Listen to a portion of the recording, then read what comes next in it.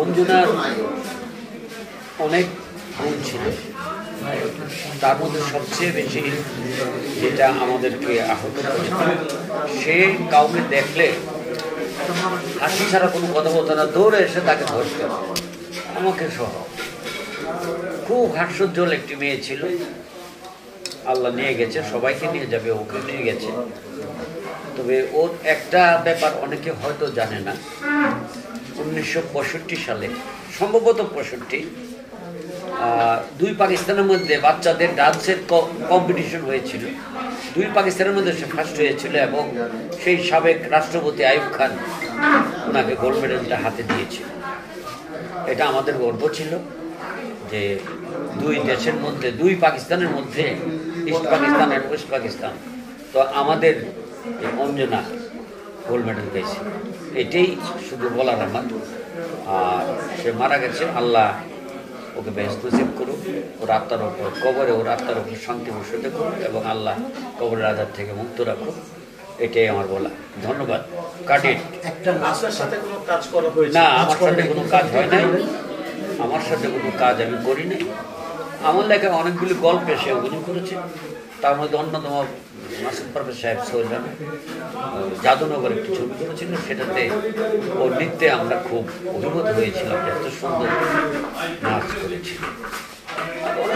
অনেকগুলো গল্পে, আমার গল্পে সে অভিনয় করেছে। আমি শুটিংয়ে যেতাম, দেখতাম, শর্ট দিয়ে জিজ্ঞেস করতাম ঠিক হয়েছে কিনা।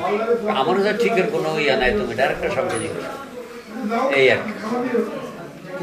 মানুষ বয়স বেড়ে আমরা খবর রাখতে পারি, মানুষ বয়স বেড়ে গেলে একা আজকে হয়তো অনেকেই বলছে, এখন যারা সিনিয়র আছে হয়তো তারাও থাকবে না, তখন ওর ছিল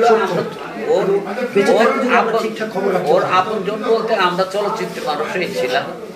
ওর আপনজন কে কে আছে আমি জানি না, একটি ছেলে ছিল, ওর নিজস্ব ছেলে না মনে হয়, তো ওকে আদর টাদর করে সে রাখছে।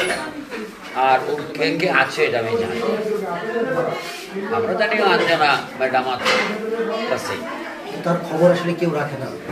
না, এটা ঠিক না, এটা ঠিক না, এটা রাখে না। আমরা কি সবাইকে কারো বাসায় গিয়ে বলবে যে আপনি কেমন আছেন?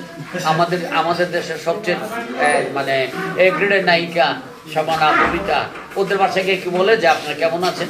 দেখা হলে বলছে, দেখা হলে কেমন আছেন, কি করছেন, এটা। ওই যে ওনাকে গিয়ে কেউ কিছু বলে না, এই কথাটা কোনো প্রশ্ন না আমার কাছে। চলচ্চিত্রের মানুষ একজন আরেকজন দেখলে খুব সুন্দরভাবে এমনি দেখাও নেই, খোঁজ খবর রাখা বা টেক কেয়ারের এই দায়িত্ব আসলে কারো না, কোনো সমিতি বা কারো না, এটাই বলতে যাচ্ছে।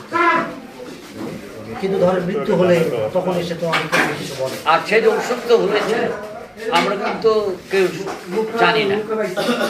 যখন হসপিটালে ভর্তি তখন আমরা জানতে পারলাম যে লাইফ সাপোর্টে আছে, এই আছে, সেই আছে। আর লাইফ সাপোর্টে থাকলে কি তাকে দেখা যাবে না, এই জন্য সবাই দোয়া করেছে, যেতে পারে না। ওকে, ধন্যবাদ, রাখেন।